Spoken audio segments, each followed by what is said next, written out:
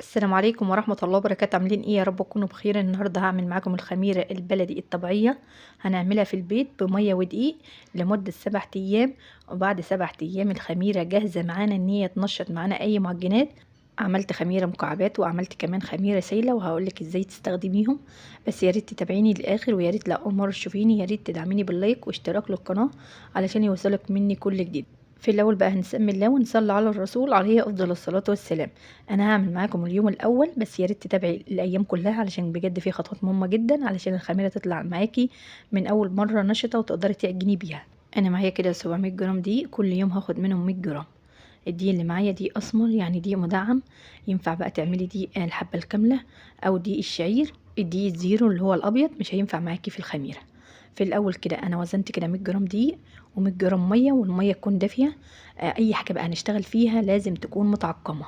يعني انا عقمت البطرمان في الاول، وتجيبي البطرمان بقى يكون يعني من فوق زي من تحت، ما تجيبوش ضيق من تحت واسع من فوق، او واسع من تحت وضيق من فوق، علشان بس نعرف الخميره نشطه وشغاله معانا ولا لا.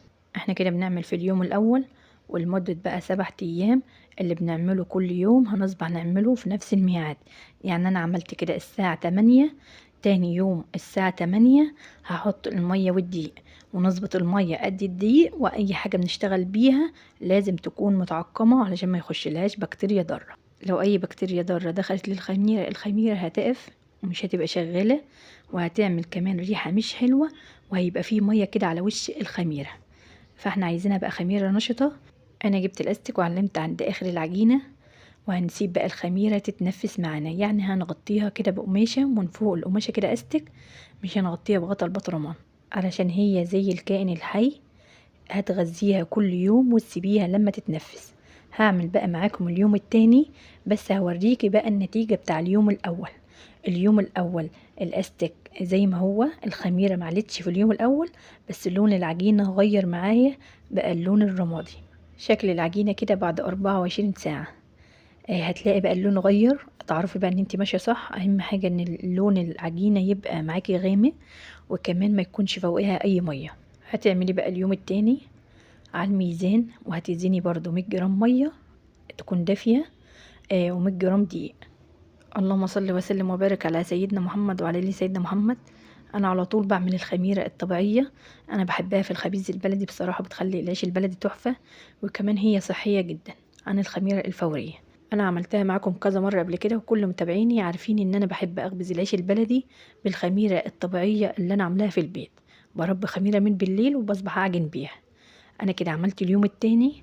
انا بقى رفعت الاستك وظبطته عند اخر العجينه. اهم حاجه بقى التدفئه في الشتاء. يعني نشيلها كده في دولاب المطبخ او في فرن البوتاجاز، ونغطيها من حواليها، ونسيب بس البطرمان من فوق معلهاش الا القماشه. وهغطيها بقى وهشيلها في دولاب المطبخ، يعني بفوطة كده، وهتلفي البطرمان. وبعد كده ما تشوفهاش كل شوية. هعمل بقى معاكم اليوم التالت، بس هوريكي بقى النتيجة بتاع اليوم التاني. اليوم التاني زادت كده سنتي واحد، وريحتها كده زي الزبادي. واللهم بارك، بعد 48 ساعة الخميرة زي ما انتوا شايفينها كده، هي كده شغالة وعاملة فقاعات، وكمان شايفين الخمر من جوه. اللهم بارك. لو لقيت الخميرة ما عملتش معاكي فقاعات وكمان ما فيهاش خمر خالص من جوه، يبقى بقى تسيبيها وتعملي تجربة تانية، لان كده ممكن تكون دخلها بكتيريا ضارة وقفت. كمان لو لقيتي عملت معاكي، ركنت العجينة تحت وعاملة معاكي مية، يبقى ما تشتغليش خالص وتعملي تجربة تانية. كده لو الخميرة ماشية معاكي يوم بيوم زي ما انت شايفاها كده، انا صورت لك يوم بيوم علشان بس تشوفي النتيجة، وتشوفي كل يوم بتزيد معايا ولا لا. انا كده بعمل معاكم في اليوم التالت.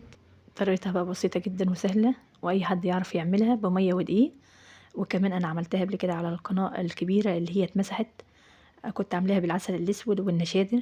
في ناس كتيرة ما بتحبش النشادر، وكمان ما كانش لاقيين العسل الاسود، فعملناها بطريقة سهلة بمية ودقيق موجود في اي بيت. واللهم بارك النتيجة مضمونة، يعني انا عاملاها كذا مرة وخابزة بيها. انا كده هعمل بقى معاكم اليوم الرابع، بس هوريك النتيجة بتاع اليوم التالت. في الاول الخميرة اول ما شلت كده القماشة ريحتها زهرة، وكمان مليانة فقاعات من جوه. وتشوفيها اليوم التالت هتشوفيها تقولي ان انت تنفع تخمري بيها، بس لسه لازم نكمل ال7 ايام علشان تبقى جاهزة ان احنا نخمر بيها اي معجنات.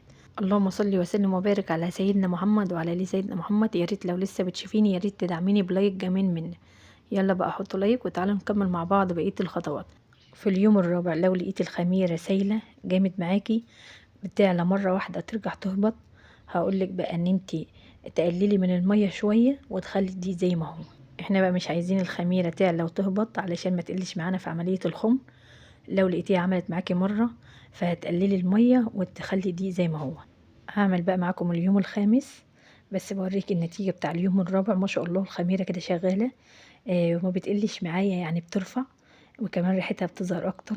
واللهم بارك، يعني اتملت معايا فقاعات، واللهم بارك ما فيهاش اي ميه، يعني ما فصلتش معايا من فوق وعملت ميه والدقيقه كان تحت، لا مليانه خمر وكمان مليانه فقاعات. احنا كده بنعمل عمليه تخمير طبيعي بالميه والدقيق، مش مدخلين اي مكون، يعني مش مدخلين نشادر ولا عسل اسود. وما شاء الله النتيجه هي وبجد طالعه تحفه. اهم حاجه في طريقه النهارده ان احنا نعقم اي حاجه نشتغل بيها، وكمان نظبط المية قد دي بالميزان، وكمان يعني نخلي المية دافية، ما تكونش سخنة جامد وما تكونش باردة جامد، يعني نخليها كده في الوسط. وما ننساش ان احنا نغذيها كل يوم في نفس الميعاد، المية والدقيق، وتقلبي وتغطيها وتسيبيها في مكان دافي. مش عايزاكي بقى تشوفيها كل شوية، انتي اعمليها وغطيها ونسيها، ما تشوفهاش الا ساعة ما تيجي تغذيها تاني، علشان هي بتبقى عايزة مكان عتمة. ولو كشفتيها كل شوية علشان تشوفيها بتوقفي في عملية الخمر، فاحنا عايزين بقى عملية الخمر شغالة، على ما بنغطيها بنسيبها لتاني يوم. وهنعمل بقى اليوم السادس، هو نفس الموضوع، يعني مية ودقيق وبنقلب وبنغطيها وبنشيلها. اليوم السابع بقى بنعملها، النتيجة بتظهر اللهم بارك، بتبقى خلاص عملية الخمر اشتغلت وريحتها كده ظهرت جامد، وكمان بتبقى جاهزة ان انت تخمري بيها اي معجنات. بس ما بستخدمش الخميرة الا بعد 7 ايام. باخد كده معلقتين كبار من الخميرة، وبربي بقى بيهم خميرة من بالليل، اعجن بيهم العيش البلدي. بس ما ينفعش خالص ان انت تعجني بيها مباشرة، لو هتعجني بيها لازم تربي بيها خميرة من بالليل، يعني هتربي خميرة وتصبحي تعجني بيها، ان شاء الله هتخلي معاكي العيش البلدي تحفة، ومش هتاخد معاكي وقت خالص في الخمر، ما تقلقيش، النتيجة هي بتاع الفورية. بس اهم حاجة ان انت تربي خميرة من بالليل وتدفي الخميرة علشان تخمر وتخمر معاكي اي معجنات انت عايزاها. تاني يوم بتصبح تعجني بيها، بتخلي العيش البلدي بجد تحفة. هعمل بقى معاكم اليوم السابع وهو اخر يوم، بس هوريك النتيجة، هقرب لك كده التصوير. شايفين بقى النتيجة؟ اللهم بارك، الفقاعات كده بتعلى وتوطى وحديها، ريحتها ظاهرة جامد وعلت معايا، شايفين شكلها؟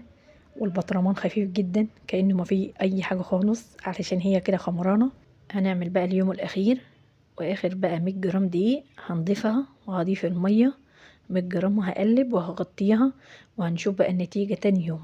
اهم حاجة لو عملت الخميرة الطبيعية اللي انت بتعمليها في البيت تستخدميها مظبوط علشان تخمر معاكي اي معجنات.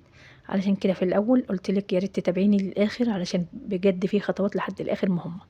يعني احنا كده بعد ما نشوف النتيجه هقول لك بقى ازاي تستخدميها، وكمان لو حابه ان انت تعمليها مكعبات او قالب هتعمليها ازاي، وكمان الخميره السايله هتستخدميها ازاي.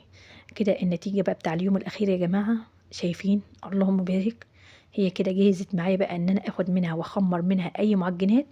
لو وصلت معاكي زي كده، الخميرة مليانة فقاعات من جوه وكمان ريحتها ظاهرة جامد، يبقى كده الخميرة تقدري تشتغلي بيها. لو ركنت وعملت معاكي مية يبقى الخميرة كده خلاص ركنت، مفيهاش خمر خالص. شايفين بالمعلقة كمان الخمر من جوه ما شاء الله، غير ريحتها كمان اللي هي ظاهرة جامد. طيب لو عايزاها قالب مش عايزاها سايلة، هتجيبي نشا وتنزلي بيه الخميرة وتقلبي لحد ما الخميرة تمتص النشا كلها وتبقى معاكي جامدة، يعني يابسة. يبقى كده الخميرة اللي هي مكعبات أو الخميرة القالب. الخميرة المكعبات أو الخميرة القالب تقعد معاكي في التلاجة من تحت كده شهر، أما الخميرة السايلة تقعد معاكي طول العمر، يعني هتخليها بقى على الرف من تحت في التلاجة، بس كل 7 أيام هتغذيها يوم علشان تفضل معاكي وتبقى نشطة وما تموتش معاكي وتعفن. يعني كل 7 أيام هنديها مية ودقيق، المية تكون دافية والدقيق قد المية، يعني 100 جرام و100 جرام، وبعد كده هنغطيها ونشيلها، هتفضل بقى معاكي طول العمر. الخميرة بقى المكعبات هتاخدي بقى كده مكعب 50 جرام على 100 جرام دقيق، وتربي بيهم خميرة، يعني ما تشتغليش بيها مباشرة. اول ما تخمر معاكي يعني تاخد معاكي 6 ساعات، لما تخمر تعجني بيها بقى الكيلو دي. ان شاء الله هيخمر معاكي وهيبقى تحفة. الخميرة السايلة بتاخدي بقى 50 جرام على 100 جرام دقيق، وبتربي خميرة وتعجني بيها الكيلو دي. ان شاء الله هتخمر معاكي اي معجنات انت عايزاها. بجد طريقتها سهلة جدا وسريعة، واللهم بارك تحفة. بجد اتمنى ان انت تجربيها، واتمنى بقى ان انت تعملي بلايك واشتراك للقناة.